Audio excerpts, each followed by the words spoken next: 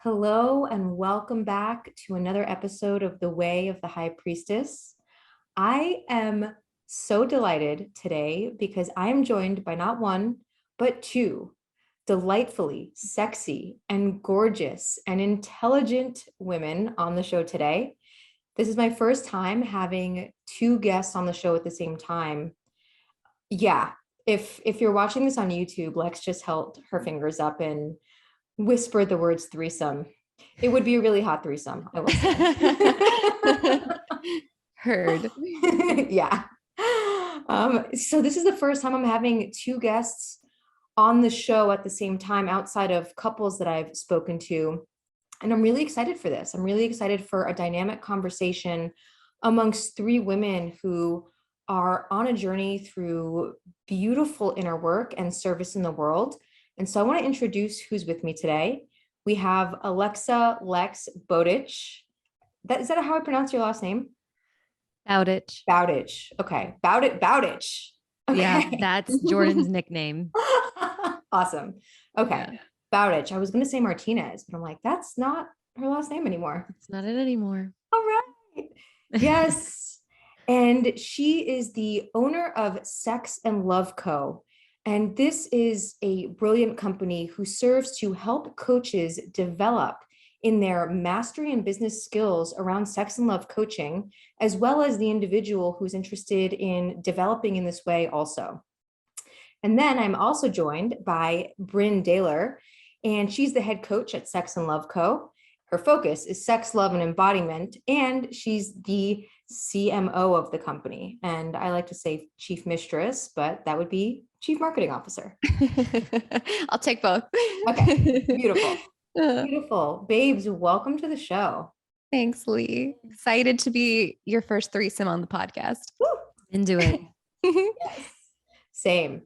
Okay, so I want to start a little bit by talking about how you got here, but I want to approach this from a different direction because anytime someone asks me that question on a podcast, I'm like, I don't know. I've got like 32 years of history to tell you about. How much time do you have? But I imagine that as little girls, and correct me if I'm wrong, you weren't like, one day I'm going to grow up and be a sex coach. Like, that's what I want to do. So what was like the one or few things that either were your biggest challenges or your biggest desires that pulled you toward this work? And Lex, we'll start with you. Okay. It's hard because I feel like all 33 years led me to this place also. And I'm like, oh, biggest challenges, deepest desires.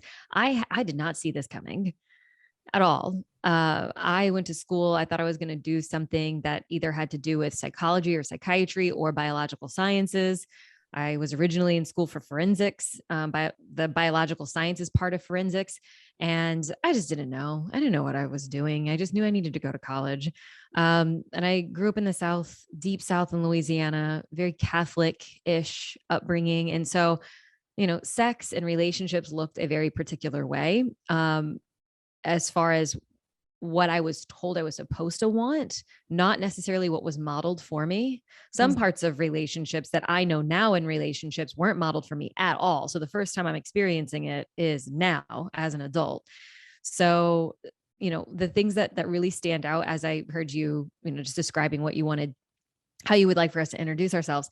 The one thing that really stands out from my upbringing was self-pleasure and how early I figured that out. Mm-hmm. That touching myself in a particular way led to really, really, really good feelings. And then sometimes really, really good feelings, but I didn't know what it was. Yeah. And I only understood as I grew up that that's the no-no zone. You don't touch that. And so as I grew up, eventually going to Catholic school, I realized that was masturbation, which the word masturbation literally means to defile and waste time. And the church this is a no, this is a sin. So what I learned as I continued to grow up is that this thing feels good. And at first, when I figured it out, there was no sexual connection made. It was just a thing that felt good in my body and some quiet, peaceful time that I got to be with myself.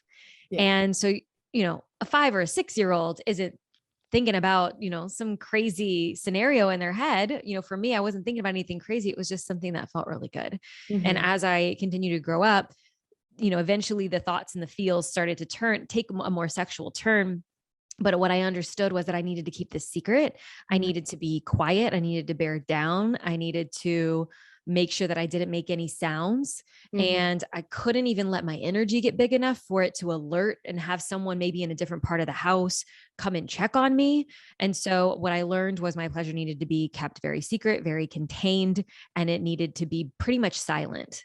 Mhm. And so I think back on my life and I'm like, wow, that is definitely a lesson that as I continue on this journey, and I've been in this field and been in this work for over 5 years, but I look back on my life itself and that connection or that scenario playing out over and over in my youth is something that I will forever be trying to unravel and detach from.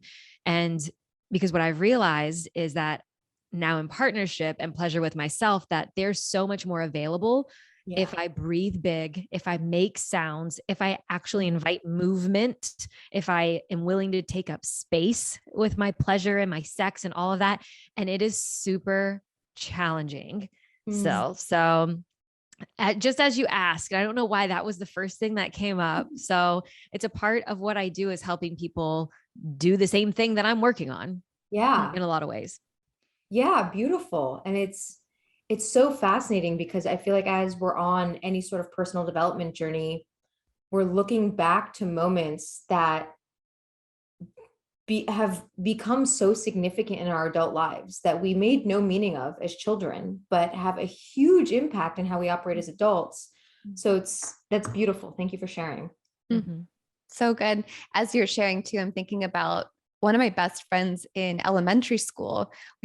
I think she discovered masturbation first and was like, hey, you got to try this thing. And I remember being a little girl in our separate twin beds, like side by side, just self pleasuring and being like, wow, this is great. How's it going over there for you? I'm like, we just didn't know. It just felt so good.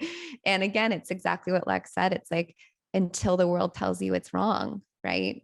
Not having the understanding or the context. And my story is a little different. So I actually am one of the few women I come in contact with that didn't have any religious or societal shame from my immediate family. I grew up in a really open household. I feel really blessed about that, where my mom used proper anatomy with me. I remember going to school and teaching everyone in my class where babies came from and getting in a lot of trouble because I was using words like vagina and sex and penis. And apparently that's not okay to use Mm. proper anatomy and to tell them that it's not from a fucking stork. I'm like, no, everyone's got this wrong. I've got the real details. Did you also crush their hopes and dreams about Santa? Probably being that I'm Jewish. So I just wrecked people's dreams from a young age. Um, and so I came into this world with a really open and beautiful connection to my body. And my mom also taught me that sex is between people who love each other and that sex can feel good and that you don't have to wait until marriage. And so I had a really positive upbringing when it came to sexuality.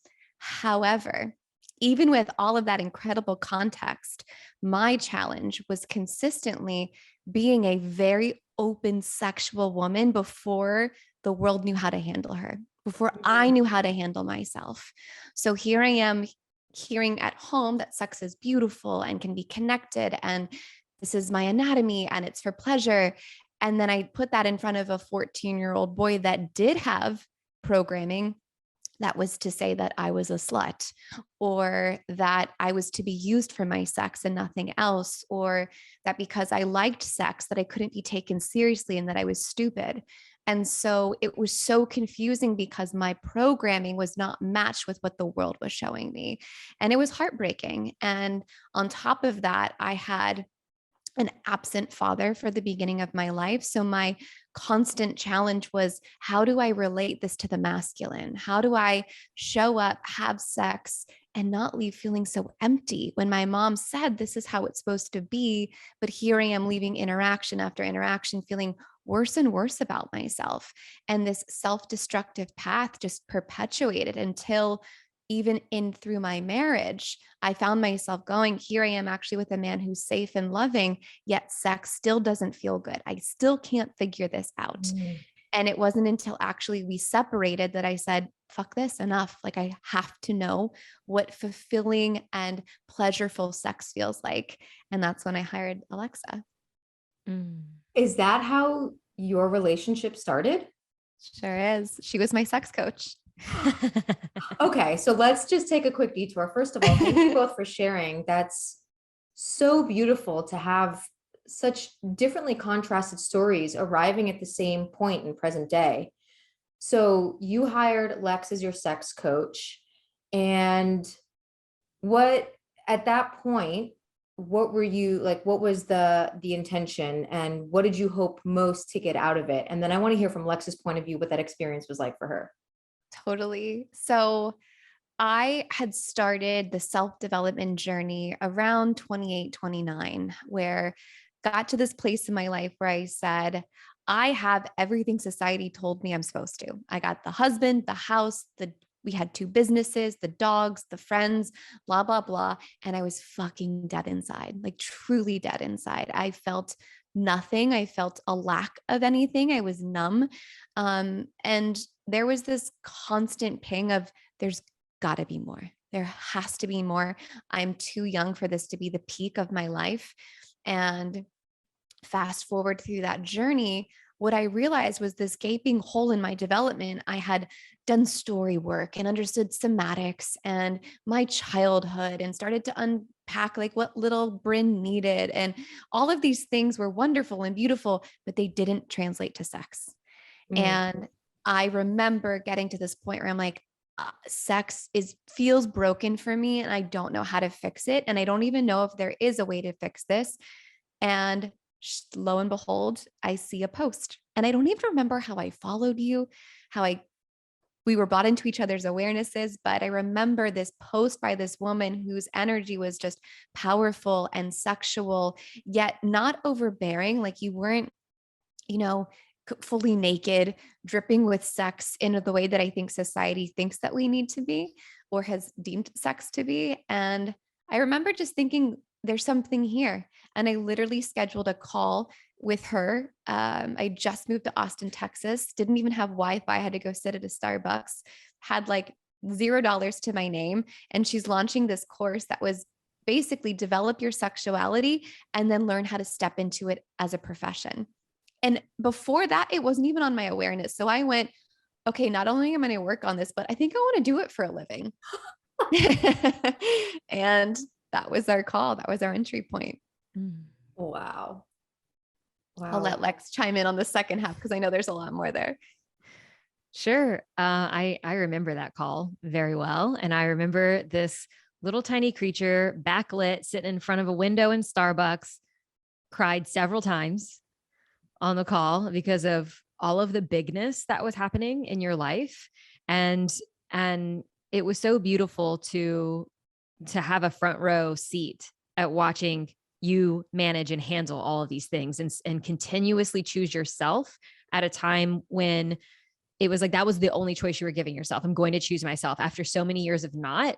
And it was just like one thing after another, the move, the career, the living in the RV, there was just a lot that was going on. And I felt really honored to be a part of all of those things that you were choosing, for yourself. And it's really sweet to be, asked these questions. And I did just go get a massage. So I do have like oil that I accidentally rubbed too close to my eyes. So my eyes are already a little bit burning. And then we start talking about our love story and I'm that much closer to crying on my own because, fast forward a couple of years now and there's so much that we have in our brands and in our business that is because of our gifts. And I remember on that call being like, there's something about her. She's cool. I want to hang out with her, but also like, let's develop our teacher mentee kind of dynamic and let's, establish and make sure we've got a good grounding, a good establishment there. But really I'm friends with all of my clients. I want to go hang out with them. And so, there's some that I would like to hang out more than others. And Brynn was one of those people. And so we were going to some of the same events. And eventually I was like, I think she's making eyes at me. like so, like our stars are crossed in some kind of way. And Bryn's now had like her spiritual healers and teachers and her numerologist and all kinds of people that she's worked with. She's asked them about me because we spend so much time together, and I'm always curious what they have to say.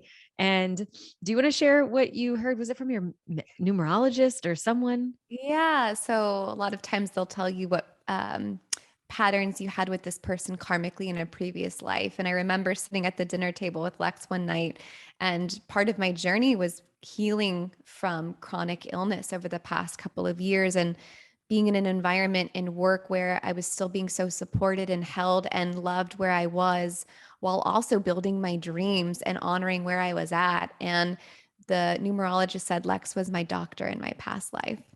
Oh, I know. Isn't that precious? Mm-hmm. And we both started to cry in that moment. And I was like, I don't know if it's true, but I like it. It's very sweet. Holy shit, Yeah. wow. Yeah. Because I Oh. think our connection does feel very much like we've known each other. Like this isn't the first time. The comfort level that's present between the two of us is just like it's delicious. And I think people that work with us can feel that we mean it, that we care about each other and we care about the work that we do. Because I realized as you were progressing and going through your own work, the way that you showed up so fully and dynamically and willing to do the actual work that is required in order to have a really pleasure-filled, expansive life inside and out, through and through.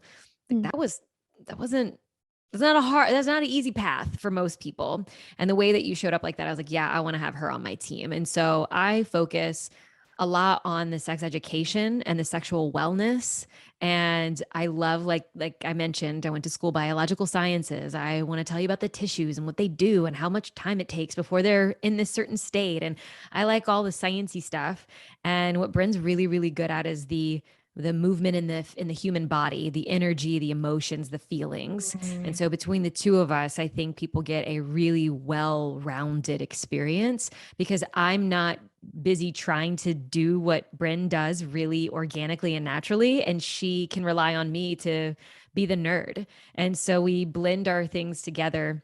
And we've created some really beautiful programs. And of course, the company that is continuing to grow year after year is they get all of that too, plus another couple of people in the mix now. But it really did start. The pandemic was beginning, and Brynn was sitting across my really long outdoor table back when we were like, we can't get anywhere close to each other, and we had to be outside to have this meeting.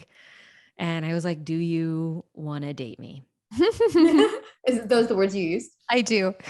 Yeah, something like that. Do you want to? It was like be in the business. Do you want to work with me? Date me? Wow. So funny. And when I think to what I see consistently for both of us in terms of I think why people have really learned so much from our individual and now collective experiences is we both have our own way of leading with an open heart. Hmm. And when we share from that place of vulnerability and like, hey, I'm in the trenches with you, I'm just a couple steps ahead. And here's how I transmuted and learned from that fucking heartbreak that had me on the bathroom floor sobbing. It's relatable. People go, oh God, I was just there, or I'm in it. Please help me. Please share with me what's possible on the other side. And I think that's something we've both been radically committed to is share from vulnerability and from an open heart. Yeah. And because sex and love is crunchy, man. Yeah. That's something that has always stood out to me about both of your content individually and just collectively is that there's a lot of authenticity. There's a lot of realness. It's not often that I would go to either of your pages and not see something from your personal lives. And there's value, there's realness, there's vulnerability, there's expression, there's challenge. And that's something that I really admire about both of you as leaders and women is that you're not afraid to go into the challenge. You're not afraid to talk about it. You're not afraid to share your lessons learned, to be seen in challenging feeling emotions and crying in all of the things. And that's certainly what we need more of, for sure, especially when it comes to sex and love, which nobody taught us how to do.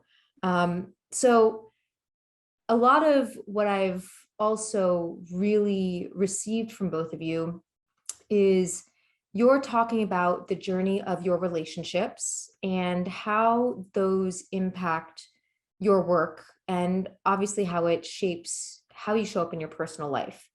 So Lex recently got married to her amazing husband, Jordan. And Bryn, you recently completed your divorce to your amazing ex-husband, Chris. Yeah. And so you're at, I want to say like completely different ends of the spectrum, but something tells me you're not. There is something so similar about where both of you are in your groundedness, embodiment, the fact, how much you've both come into yourselves. So the question that's like coming through here is like, how have your relationships most impacted who you are as a woman now, and how have they informed the work that you do? The work that we do, I shared, Lex and I talk about this all the time, is how fucking lucky we are that our work, our passion in life is mirrored and directly impacted by how deep and how brave we're willing to be in our own personal relationships, and how symbiotically those things flow together. And so what better motivation than the thing that I love so much in my life is to be able to serve other women in this way. And I am highly motivated to go deeper within myself because it immediately impacts the amount of women and the level of woman I can serve. And if that's not fulfilling, like, I don't know what is. And I'll share, I guess, what's most personal to me now that I'm currently navigating is, I've shared this phrase several times on the podcast so far, but it is keeping my heart open, knowing that every heartbreak I experience, every person that is a no to me, is leading me closer and closer to this ultimate relationship that I've been in search of. And how I can simultaneously feel such pain and sorrow, and yet that brings me closest to my aliveness. Whereas before, I was turned off to my emotions, and that was ultimately one of the killers of my marriage, is I was flat and numb and passive and codependent, and everything he did was king, and everything that I did was a direct result of what he wanted. And so dating and relationships has taught me over and over again how not to self-abandon, how to choose myself. I'm surprised I haven't started crying yet, because last night while I was in the bathtub crying over recent heartbreak, the message was, I stay. Like, that's what I was able to pull from, I'm tired of people leaving. The next layer that came through was, I just want someone who stays. And then another layer to it was, well, I'm going to fucking stay. I stay through all of this. I'm the constant. And I have this deep trust now in myself that I lose at times, but ultimately keep coming back to how valuable I am and how worthy of love that I am. And my consistent learning is to come back to the place where I feel that wholeness while on the search for my king. And every time I stray, that's when the universe sort of smacks me around and goes, gives me a man that reminds me what it feels like to be abandoned, because it's ultimately never fully about them. I'm not going to say never about them, because sometimes it is. Like, sometimes there's ownership on their side, but ultimately it is. It's a big mirror for how am I treating myself, and what am I allowing to come into my life, and what am I accepting? And it's also in my clients. I can't even tell you how many times I'm delivering something to them in my head going, well, fuck you, hypocrite. When was the last time you self-pleasured? So last night after my calls, I turned everything off. I put red lights on. I seduced myself in the most delicious and deep way, where I got to feel the full range of grief.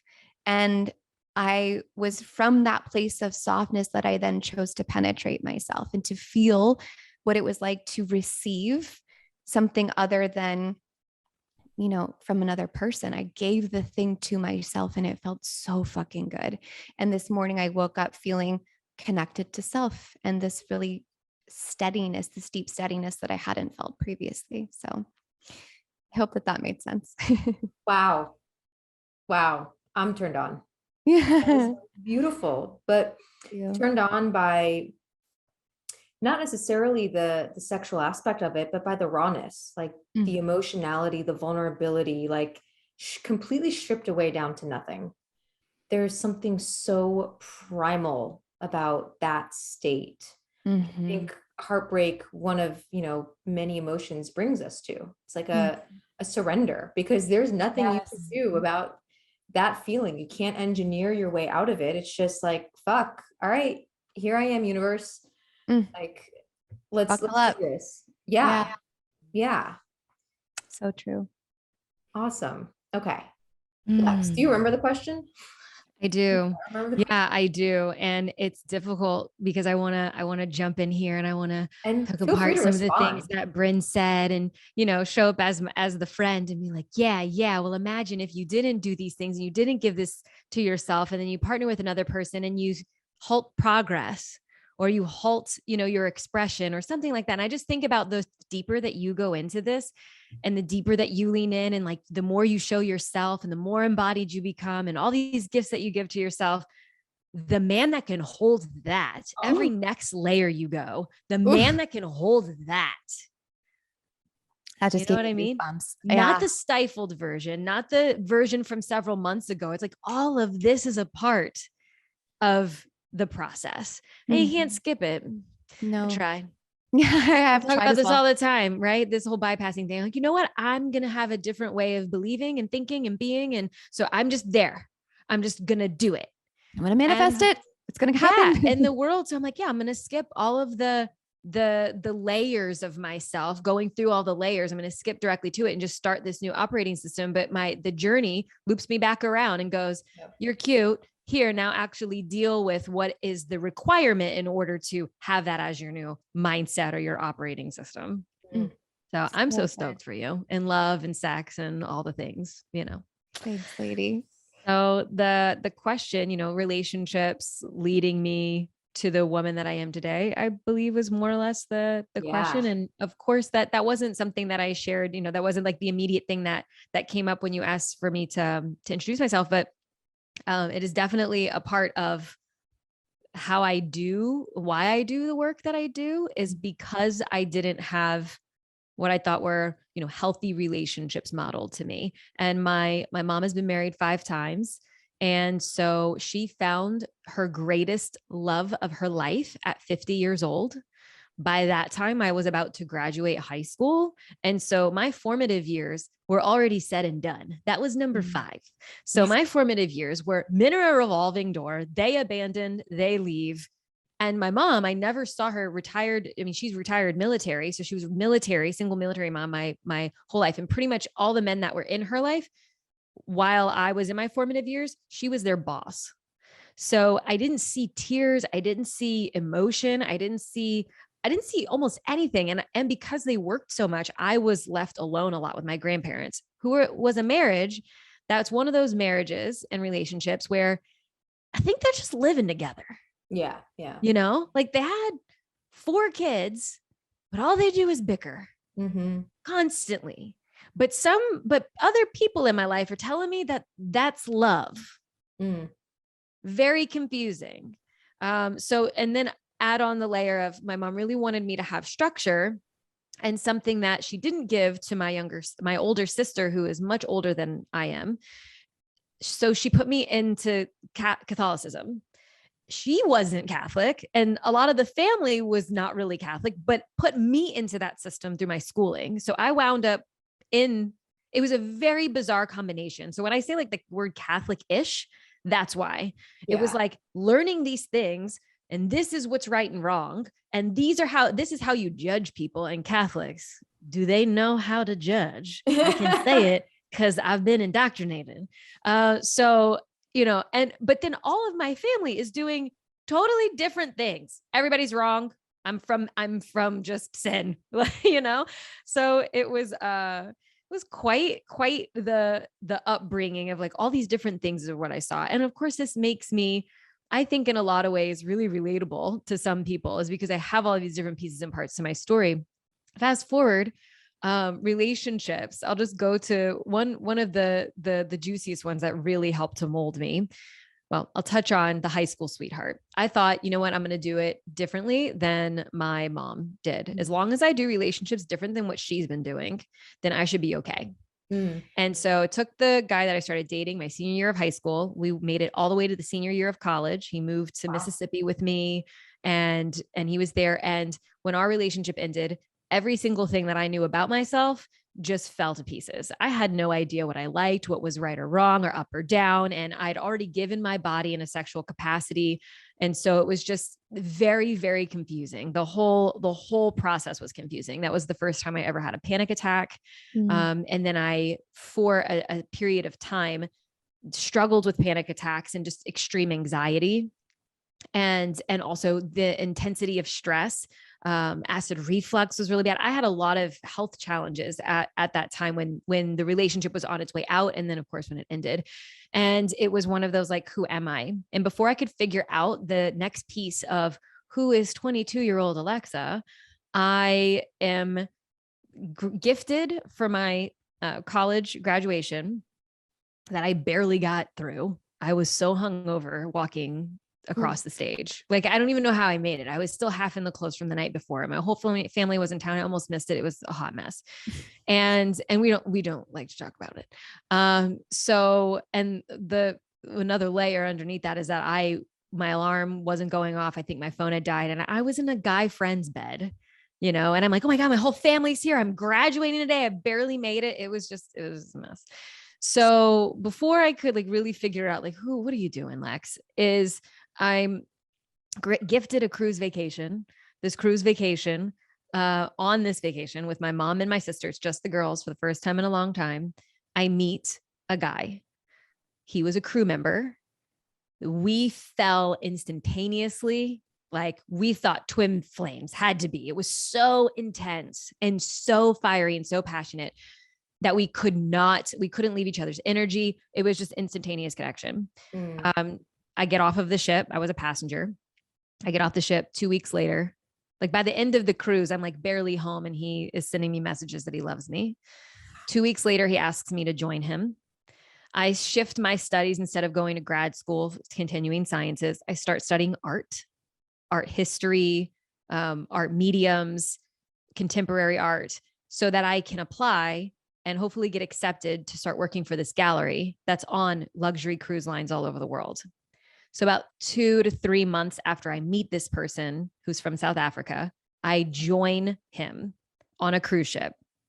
And I stayed living on cruise ships as a crew member for almost 6 years. 4 of those years, I was in a relationship with this person. And this fiery, exciting, beautiful, funny, sing-songy accent man who was obsessed with me was also the person that I experienced the most deceit, lying, cheating, manipulation. And I don't use this next word lightly. And I mean it this time. Like, I mean it when I describe this person, especially after lots of research. Narcissism. But this person was so sweet and kind that the way that all of this was developed and all of it was delivered was beyond. And I, again, continued to lose myself in this relationship. And I created a fairy tale looking life. Like, you hear me, I say almost 6 years, 4 years I'm with this person. He proposed after 6 months of us being together, right after I caught him cheating. And I've never caught a partner cheating before. And I stayed. I didn't want to let go of the facade. I didn't want to let go. I had changed my whole life, and I joined this person traveling the world. I needed to make it count. And I continued to stay based off of his potential. And by the time that I finally said enough, it is just a series of one fucked up story after another before I eventually got off that ship and got onto another and started my 2-year career as an art director on ships by myself. So that relationship showed me a ton of what I will never put up with ever again. But the thing was that I'm so grateful for everything that I experienced in that relationship. It was like relationship, emotional development, spiritual development, like all of this. And also by the end of it, it was completely sexless. So when I say I caught him cheating, but he wouldn't have sex with me, and God played a big role in this. So it was like fucked from lots of angles. And like, I wasn't anything, I was not a part of the getting fucked. Yeah. So, Yeah. you know, my body was my value. I wasn't getting utilized. I couldn't figure out my worth in the whole situation, but he was so dedicated and practically obsessed with me. It was very, very strange. By the end of it, I was like, okay, this is everything. And I know the signs. I will never let this happen to me again. And I completely closed my heart. Boundary everywhere. I was so afraid of letting someone in. And so I started eventually, I'll try to fast forward. I know the story can be kind of long. So I'll fast forward to. Please, I'm like in the rapture with you. So I again, in the process of trying to figure out who the hell am I, I'm like 26 at this point in the story. And I turned to alcohol. I turned to food. I gained like 30 pounds. I get fired from one of the cruise lines because I was breathalyzed. Funny part of the story. I threw a wet floor sign. I threw it down the gangway drunk, and they saw it on a camera. Oh. And they knocked on my door. The security knocked on my door like 3 a.m. And I had my art steward, who's a guy that works in my department, in my bed with me. And I got basically escorted, like, you got to come take a breathalyzer. And I was let go from the ship like the next day or the day after that, next time we were in port. So I had a lot whack me in the face, rock bottom, roll around in the gravel. Like, it was really like, you gotta get your shit together. And then I threw myself into personal development and health and fitness. And through personal development and health and fitness, I lost the weight. I got my head clear, became a great manager, started like getting my life turned around. But none of the work that I was doing translated into my sex life. And how I figured that out was I would start interacting with men and some women, and I wouldn't know what to do. And I would turn into this 14-year-old kid again.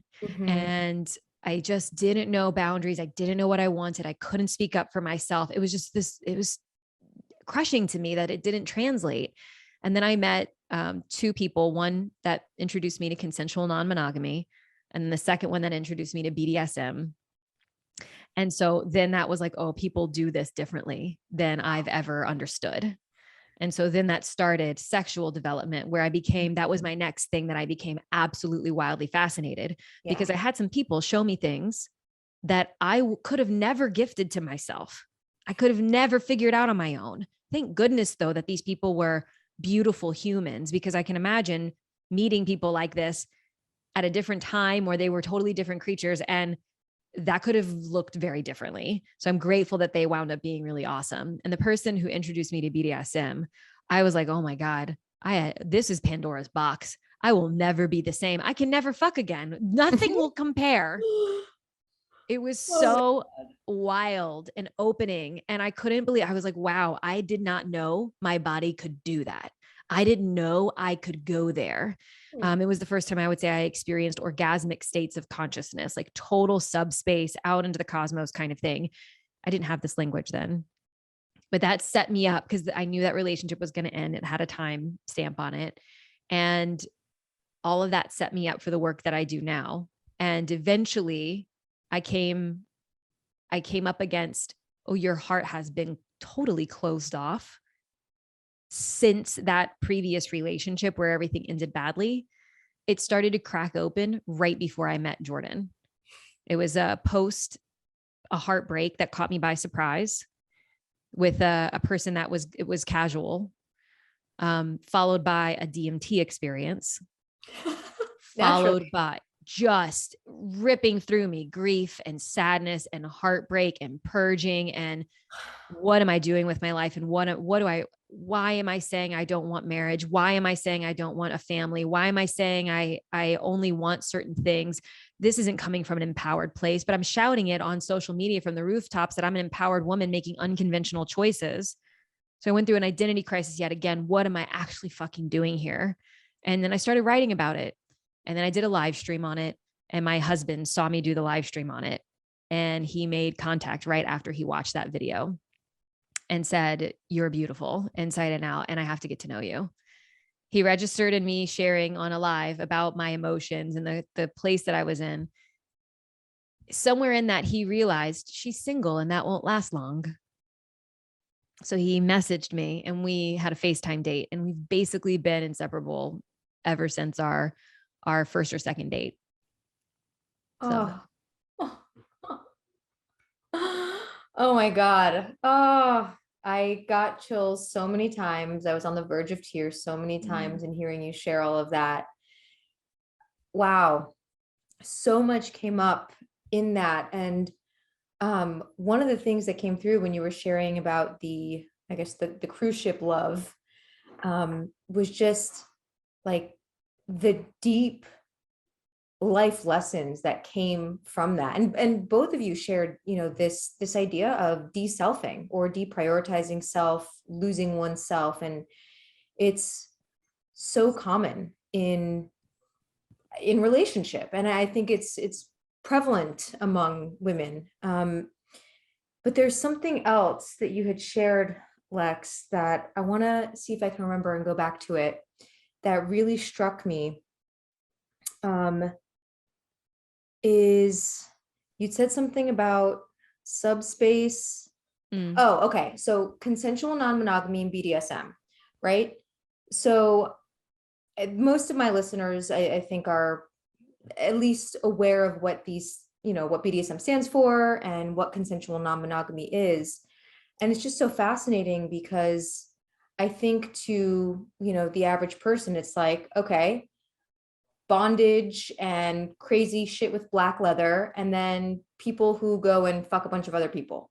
Right. Polycommunes. Yeah. That's like the impression that people have. So from both of your perspectives, because one of the things we talked about before hitting record was how kink and sex can be healing. Mm-hmm. And so I would love for you to just both share from any lens that you want, either from, an anatomical, scientific lens, an emotional lens, a lens of lived experience or client testimony. But I really want to overturn the paradigm that sex is bad, dirty, wrong, sinful, that BDSM is for weird people or people who are into just pain and crazy shit, and that ethical non-monogamy or consensual non-monogamy is people living on a commune who, have dreadlocks and whatever people think, right? Like, I don't know what people think. These are the images that I've gotten in my head before I got into this world. So what is that, your understanding of this and your embodiment of being in these spaces done for you, and or how have they helped you transform? Brynn, if you'd like, I will just share quickly. That way you can take it for a while. Only because I just shared that story. So I'm just going to double click on one little section of it. Please. I love your storytelling. Thanks. And I know I'm like, she's heard this story so many times. I fucking love it. As if we weren't already soul sisters enough. Did you know that my first boyfriend and person that I had my sexual debut with, I met on a cruise ship? Oh, that's fun. So as you're telling that, I'm like, I don't know if I've ever told her that. No, you've never told me that. I don't know why. We can make it relevant. Let's make it relevant. Yes. Yeah. Okay, go ahead. So for me, like I mentioned, my mom and her relationships and everything. And, what's kind of wild is I'm 33 now and my mom is 65, and she is in the greatest love of her life at 50. Mm-hmm. And so this is also her longest relationship of her life, is from 50 on, which is kind of incredible. And I love pointing that out too. And the whole family is obsessed with my stepdad. A lot of times we tell him, like, we know how she can be. So like, can we keep you? Like if she just goes like absolutely cray, can we keep you? So it's really cute. But so looking at, so my biological father exited the scene when I was 3. So I also had absent father, and the men that did show up in my life didn't claim me. They were like, oh, I'm dating this woman who also has a kid, and I also was like, I'm not yours. you know? And so I never understood what being cared for by a man as a little girl. I had zero conception, feeling in my body, understanding of that. And I didn't have the language. That wasn't like something I was like, oh, I need to know what a daddy or a little girl, I need to know what that feels like. And it was through some BDSM experiences where only after the fact, when I unpacked it, maybe even years later, did I realize that the reason why I felt it was so healing and so connective for me was because it felt like that thing that I didn't get to have. So as an adult consenting in this deeply vulnerable space with someone that I care about and who cares deeply about me is holding me in a way that I've never experienced before. And yes, that is the person that I'm also having sexual intercourse with. But at the time when I'm feeling that deep connection, depending on what we're doing, if it does have an edge of little girl or it does have an edge of daddy, which is a type of kink, DDLG, daddy dom, little girl, the sex isn't happening in a sense of like, I'm wanting to have sex with a child. It's very much the energies that are present in a caretaker and a being cared for role. And it's things like being put into a bathtub and then being taken out of a bathtub, like having it run for me and then being put in it and then being taken out of it and then dried off by someone and then having my hair brushed and having my clothes picked out. While that doesn't sound really like it's erotic, I imagine that there's some people who are hearing that and can see themselves in that space where someone's doing that for them and can get turned on because of the level of care. Because, it's just beyond me. I didn't know that that was going to happen. And of course, at the point when that was originally happening, I didn't even know that there was a whole community of people or that this was something that many people across the globe intentionally played in that space. I didn't know.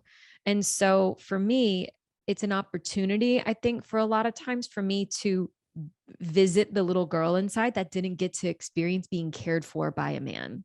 And it has a unique edge to it, a very unique edge, not just like I'm with my husband and so I'm going to feel cared for. And, it's different. This is different.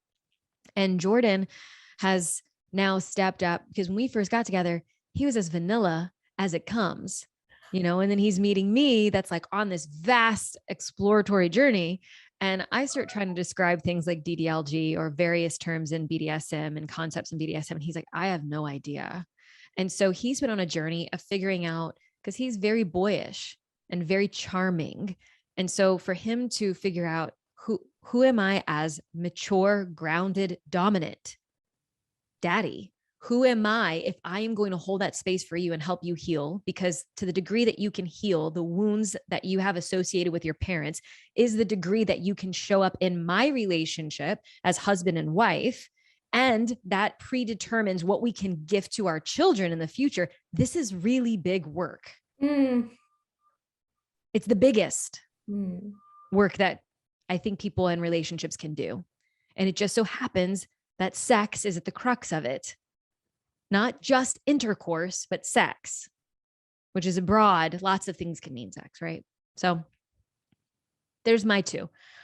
Brynn just went on a really spicy journey though. So I know she's got some new insights. Yeah. I mean, I was in deep resonance with so much of what you shared because it's really similar to my journey. I think there's just a different take. So my access and first entry point to kink was through Alexa. The first time that I learned what BDSM was, it's interesting actually. I was reflecting on it as you were talking. Every single one of my kink experiences, minus a small handful, have been paid experiences where I am paying an educator or a sex worker to do this thing for me. And I had that aha moment the other day of like, oh, I've paid a sex worker, and normalizing that of like, this is so valuable in my journey where I didn't have access to a partner that wanted to do this with me. So fuck yeah, I'm going to pay for that. And why not? And it was this light bulb of how empowering that could be to pay to have access to the thing that I could not give myself or didn't know how to give myself with a partner. Fuck. Okay. I just gotta pause you. That excites me to no end. Like, Mm, because there are so many, again, another area of huge taboo, misunderstanding, this broad world of sex work yeah. and work that, not for everyone, unfortunately, but for many is a consensual service to the world based on an area of expertise, devotion, deep lived wisdom. And Yes. it's incredible and just like brilliant because, people could clump us like we're sex workers as well. We're working in the world of sex, intimacy, love. And it's so rare to find women who seek that work from practitioners in a physical arena, and so much more common to hear men seeking that work from practitioners, and the shame that exists around it, the lack of empowerment, communication, intention that exists around it, not for all, but for Mhm. some. Sure. And to hear a woman seek that out is just amazing. I'm Okay. so glad. Well, it's going to be quite the experience because not only did I, embark in having a dominatrix take me through a conscious kink journey, it was filmed. So this will be available for people to watch at some point. And unfortunately, I can't share more details quite yet. But one of my decisions, even though my internal state was saying, this is scary, be like, this is scary. You're putting your sexuality on display for the world to see.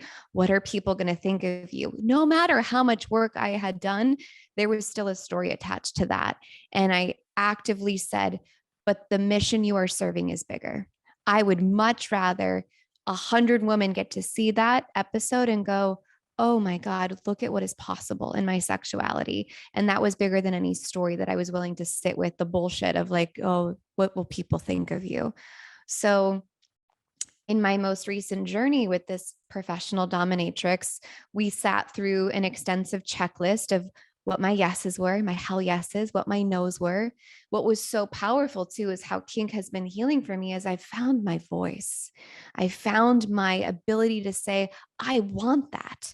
And then I get to sit with the deliciousness and the discomfort of somebody giving me the exact thing that I have asked for, and how confronting and completely exhilarating that exact same request can be. So, one of the requests that I had was, I want to be the full center of your attention. I want to be adored and worshiped and just to be the focus for this session together. And I remember there was a clear moment where she shifted her gaze and she said, I'm going to shift now from a place of neutrality to I'm going to penetrate you with my energy because you are my submissive and I'm in control. And I feel the energy right now, just Me even too. I thinking just about got it. chills. I'm like, oh my God. And all of a sudden I thought, well, fuck, here's the thing that I thought I wanted. Do I actually want that? Because right now my body's doing all sorts of crazy things. And I'm not sure if I'm terrified or excited or all of the above. And what was so great about paying someone that is a professional dominatrix is she was able to read my body language. So she was able to go, oh, I sense some things coming up for you. What's present? And she would vacillate between this sexual, erotic, penetrative energy to nurturing, caretaker, motherly energy. And so here I am also learning that not only can kink be sexual, it can be nourishing. It could be deeply nourishing. So I'm using my voice, I'm expressing my boundaries, I'm feeling very nourished in a non sexual way. And then there was the piece in which the impact play began. And so one of my other desires was the ability to be spanked. And knowing now, nothing to this day has gotten me more in my body than impact play. And as a woman whose mind is constantly running and didn't know any other type of sex other than how is he liking it? What is he thinking? How does my body look? And the story just fucking running. How much pleasure am I experiencing in that moment? Zero, little to none. But when I involve impact play, and there is no other choice but to deeply be surrendered in my body, and what takes place after that is fucking magical. I am there are no thoughts running through my head. I am soupy. I am open. I am fully vulnerable, fully able to receive. And it makes me want to cry thinking about it. Like, I want every woman on this planet, every human, to know what that feels like. And that is what's possible in sex.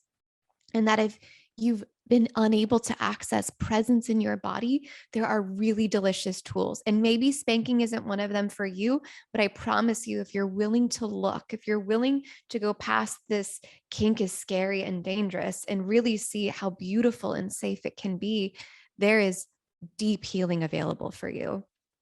And I related so deeply to what Alexa said around this little girl, right? So one of my wounds growing up was winning daddy's approval, dad being absent. And I was consistently given approval in my life when one of two things showed up. I was successful, I achieved something, or I looked a certain way.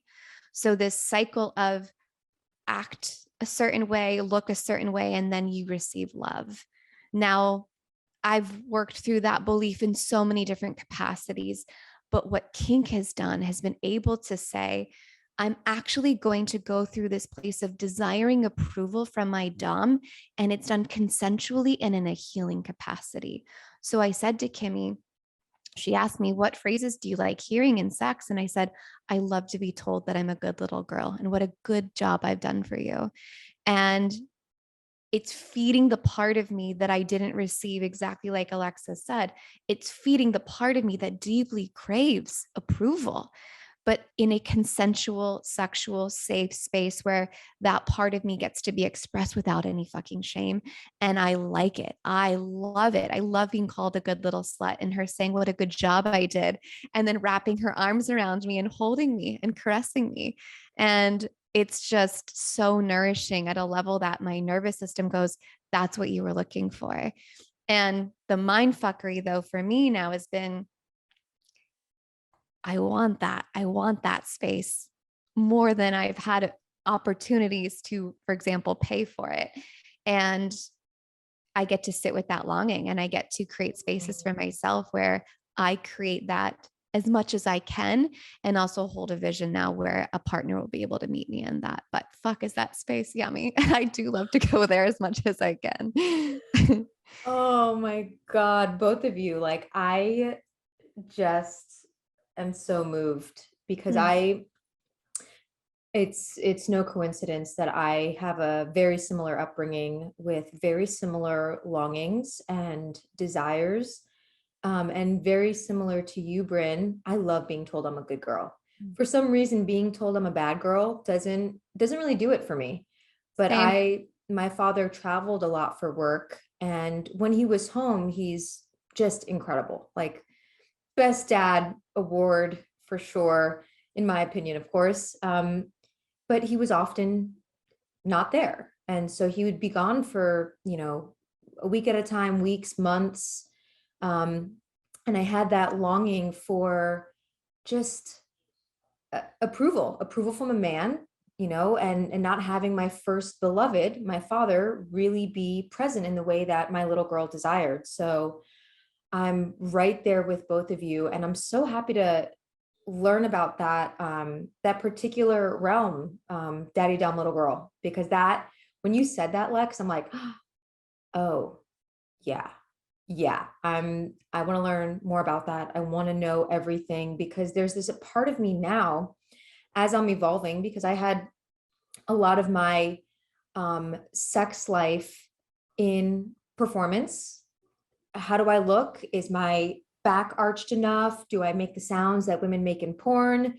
Does my pussy look the way women's pussies look in porn? Am I, is he pleased? How do I give the best blowjob? How do I, make sure that my orgasm sounds really loud so he knows he's doing a good job?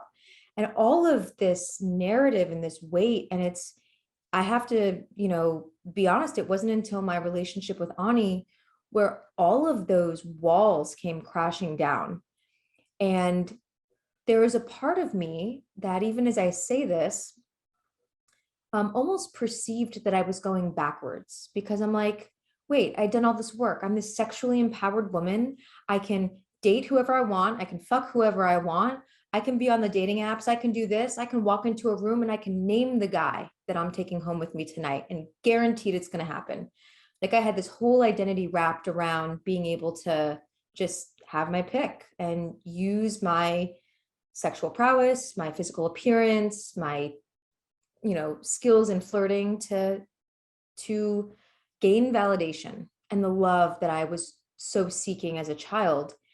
And now there's this whole journey that I'm on to unravel, like, wow, there are moments when I don't feel sexual like an adult woman. I feel like a child. I feel like, oh my God, we're here, we're naked. I just want to cry. Like, I just want to be held. I just want to have my hair pet and like my head pat. Like, I love when Ani just like pats my head and says, who's a good girl? And it's almost like, it just melts me. And I adore it. I love it. I feel so like loved in those moments. And so it's fascinating to navigate the childlike place as someone who's an adult in a sexual experience, which is things that, an act that adults typically partake in. So a lot of identity reconciliation here too. So thank you both for sharing that. Okay, so there's one more question that I want to make sure that I cover before we wrap, which is this idea of, Bryn, to use your program name, owning your orgasm, and just owning our pleasure in general, owning our needs, desires, boundaries. And I know, Lex, you share amazing formats and tools around communication for this. Through the lens of your personal experience and or your work, what does it really take to own your pleasure, own your orgasm? Like, how, for women who are listening that are like, I feel numb. I don't know what I want. I feel bad every time I say yes when it's really a no. I feel angry. I want to blame it on him or them or her. I spent so many years of my life like that. And I know so many others who are listening have or are currently in that place right now, and they don't know where to turn. They don't have resources. So if you could share, either what you think is most potent or the best tip or mindset that would really help a woman come more deeply into her pleasure and perhaps her orgasm as well, what would that be? So my answer changes constantly. And it's funny, right as you go to ask me that question, I think Lex is saying the same thing. There's snow happening right in front of us in Austin, Texas. We're in Texas, y'all. So something's happening. We start talking about pleasure and hail comes down to Texas. Yeah, that's what all of a sudden I start hearing little like tap, tap, tap, tap, tap. And I'm like, yeah, what the fuck is happening over here? And yes. I look and I'm trying to find, I'm not seeing any snow, but then I see on the roof across from me, there's little balls rolling down it of ice. So Texas. What first came to mind, and like I said, this question is different and I have an answer that's a default, but I want to go somewhere different, which is we're going to slow everything down. We're going to slow everything down and we're going to rewire. We're going to unwire and then rewire what you have learned it means to feel pleasure in your body. One of the most impactful embodied experiences I've ever had to this day as a sexual woman was I went to a workshop and we had a yoni egg. So for those of you listening, you may or may not know, but it is a crystal egg that is inserted vaginally. And there's all different reasons and properties to these stones of how it connects you to your womb space, and the stones carry different properties. But we were doing breath work, and the entirety of that night was to be slow and present with the sensations in our body. And at times I wanted to fucking fight it. Everything in me was like, I'm used to fast. I'm used to penetration immediately. I'm used to going from 0 to 100. But if I look at the data, my body doesn't like that. Right. So it was this disconnect. And we were talking about this before the podcast, between mind and body. My mind is saying full steam ahead. Body is saying, I don't think so. And so to me, owning your orgasm means going way slower than you have ever moved before and literally waiting until your pussy has opened and is begging to be penetrated. And in this experience, we have the egg and we're breathing, we're touching our breasts. Now, given I'm in a room with 30 other women, and while we're not necessarily like looking at one another, it is very potent and present that we are all experiencing sexual energy and shoulder to shoulder. And I am feeling my nipples. I'm caressing my neck. I've got coconut oil and I'm wearing this open wrap dress and I'm touching my breasts and I've slid my dress to the side and I've pulled my underwear down. And it is really potent sexual energy. And I am letting the anticipation build and build and build until she said, she's like, you'll know when the egg wants to be taken in because you will literally feel your pussy just go like and suck it right up. And I remember I got to the point where I was literally begging my own self to be penetrated. And I'm going to cry again. I'd never felt that before. I'd never at 32 years old felt what it felt like to fully open to myself, which means every sexual experience I'd had prior to that was me moving too fast for my own body. And what a gift it was to me to feel that embodied difference because I'd heard it before, but I had not felt it. And so now my continuous practice is to slow down. And last night, I brought myself to orgasm multiple times before I even considered putting my crystal wand inside of me, because now my body just understands a different way of moving and a different way of being. And I try to fight it. Sometimes the programming comes in, or sometimes I just don't want to take my time, and that's okay too. But especially in the beginning, when you're learning what you like, what you desire, and everything feels new and soupy, take your time, take your sweet, sweet time and enjoy letting your body open. Wow. I cried too. I'm seconds away from bleeding. So I'll just put that out there. Yeah. Happy moon time. Thank you. I am seconds away from ovulating. So, in hearing all of these stories, I have shelves of dildos behind me. And I'm just like, I have to be done with this right now. I have to rub myself against something.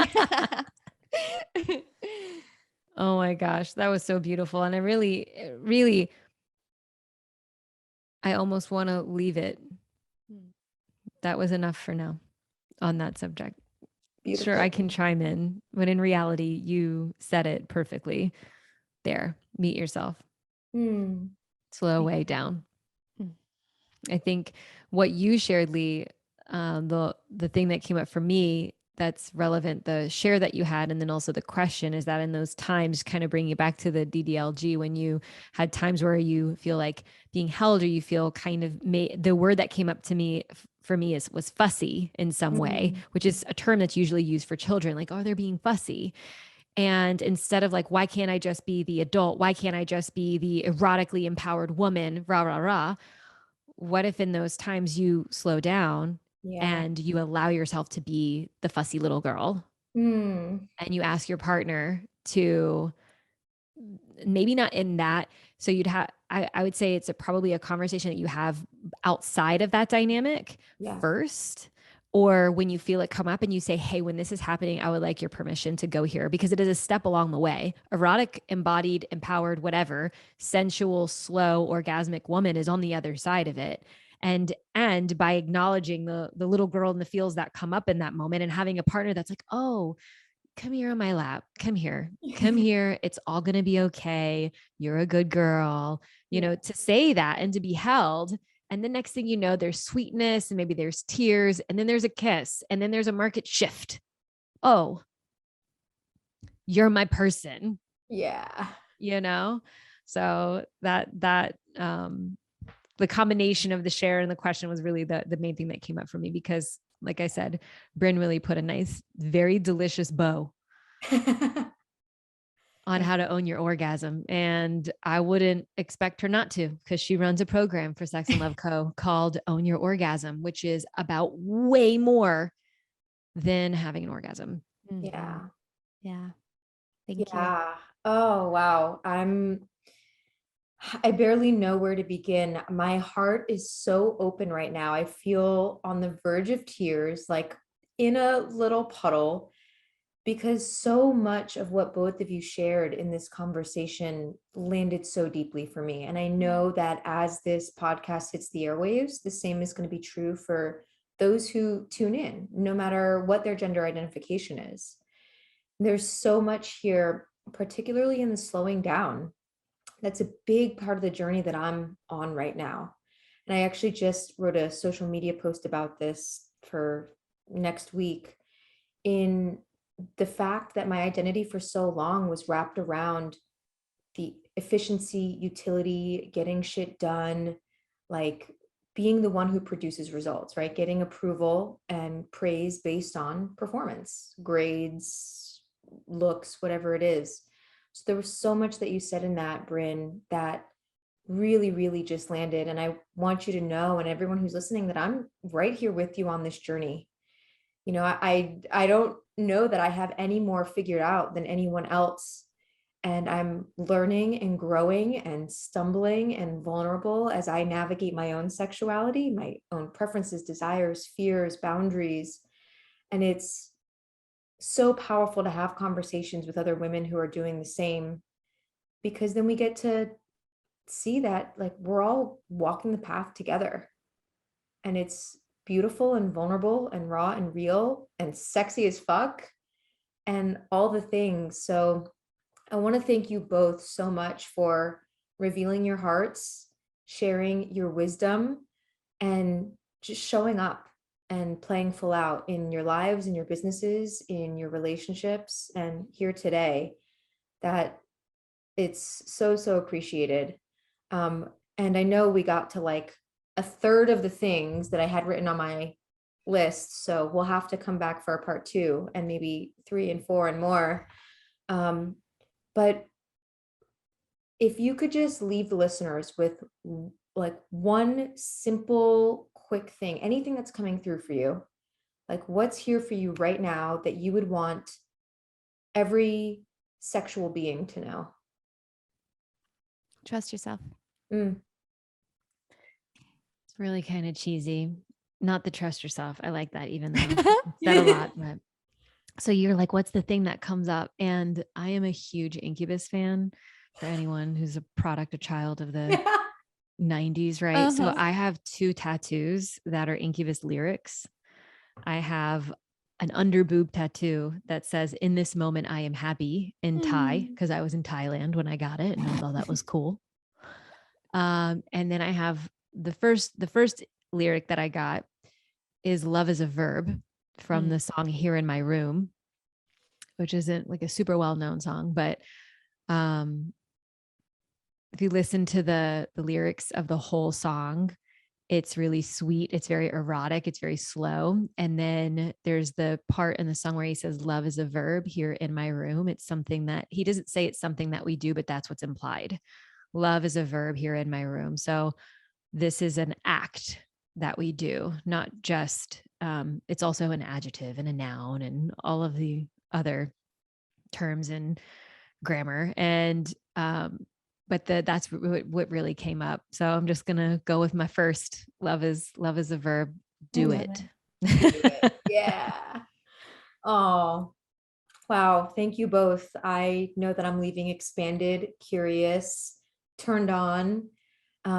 So for everyone who's listening, where can our listeners find you? And is there anything you want to share with them about what's coming up for y'all in terms of like offerings and the work that you do? It feels weird to end the show that's so sweet and lovely with like, "And you can find me in my program over here and this course over there." Yeah. Okay. If you like us, find us on social media. And then if you want to know what we're up to, the links in our bios usually have whatever the newest offerings are. So people who really are inspired by the work that we do, that are like, "I want to make my living. That's my purpose and my message as well." And just where to start is a challenge. Find us. We've decided to make it a part of our business to make more of us, more wealthy, embodied, successful sex, love, relationships, sexuality, sensuality, coaches and mentors in the world. So we've got a thing or two figured out. that we can help you with, find us. And then of course, Brynn, and you can find me on Instagram at that sex chick. And then Brynn, you can share your piece too. Yeah, at Bryn Daylor. And yeah, I totally agree. I think just consistently living our truth and being in the light and also being willing to touch our darkness has shown a lot of people what is possible. And I will stand by that. And that's where you can find us. Lovely. Thank you both for sharing your love and your wisdom today. I so appreciate you. For everyone tuning in, connect with Lex and Bryn on social media.